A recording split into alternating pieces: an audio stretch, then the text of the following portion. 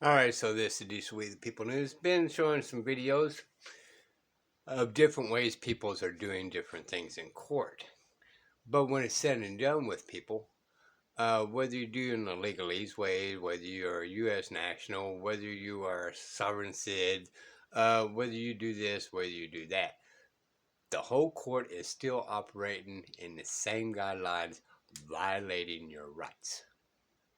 So even when people are pro se and following every single rule that you're supposed to go by, they never do it. So then other people say, well, you're a sovereign citizen. No, they actually follow the process, civil rules and procedures, all these kind of things, and yet still get a bad reputation of being a sob sid. And I don't know, they're the ones breaking the rules. But because of bar members with the judges, I have one attorney one time told me about the criminal codes in Texas. Okay, why are we ignoring this, and why do you not bring this up to the courts? And they plain out said, because the judge may have me lose a case on another client. So there's chains attached to the judge to the attorney.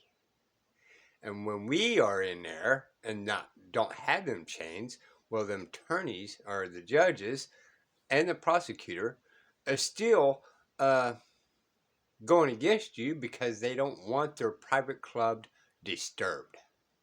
So whether you're U.S. national, whether you are fighting these things by the legalese department, or whether you're a sovereign citizen, it don't matter.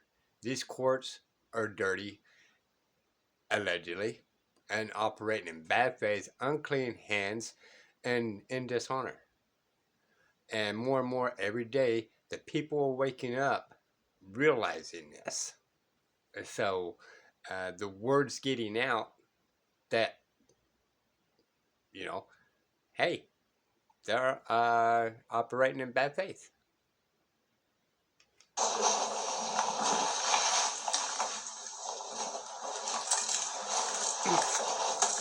On the petitioner's motion for both the review and punitive contempt, Ms. Cabrera filed a motion 2 days ago. Did you see a copy of that motion? I have a question for the court real quick.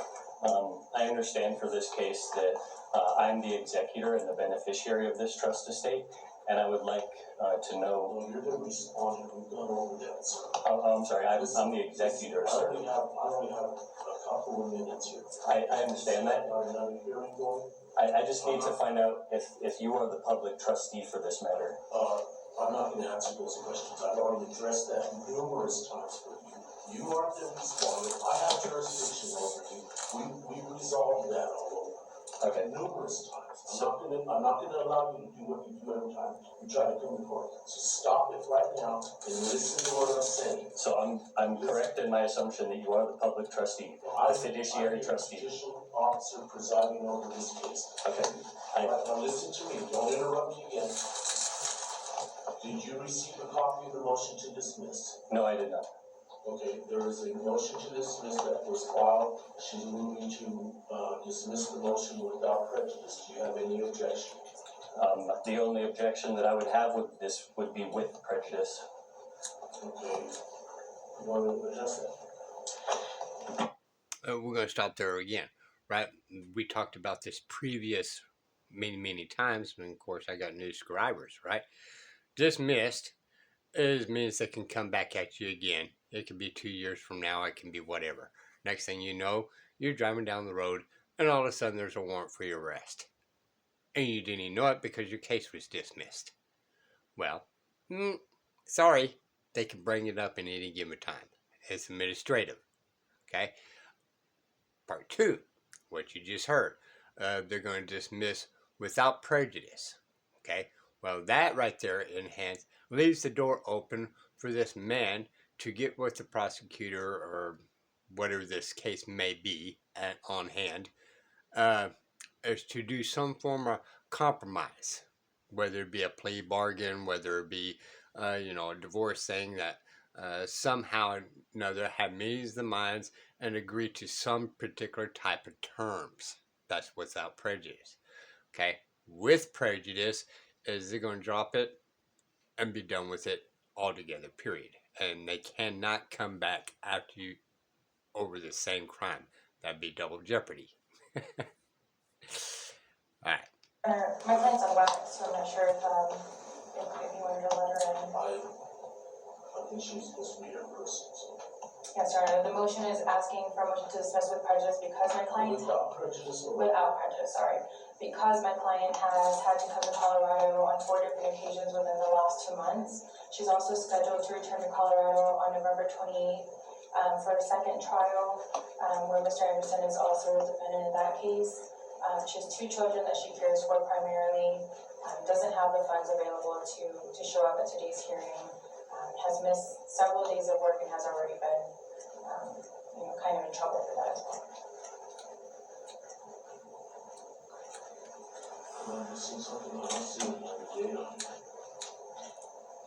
She's referring to another matter, Your Honor. It's It has another nothing matter, to do with yes, this. It's a criminal matter, not this matter. No. Criminal matter, I got you.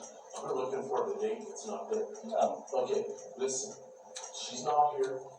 I'm going to dismiss it without prejudice. I'll just grant the motion. Parties are excused. Have a good day. Thank you.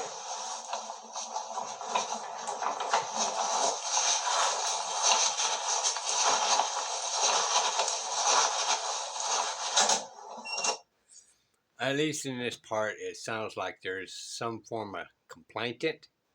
But, like everybody says, you have a right to face your accuser. Okay? And I'm thinking this is more of a family thing issue. And I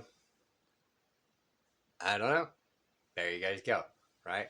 The complainant could not show up, so it's going to be without prejudice, which means there's going to be some form of compromise to kind of settle the matter. Okay? There's going to be some type of remedy involved. Or there's going to be a later date of another court case on this. This will be the People News. Bye, y'all.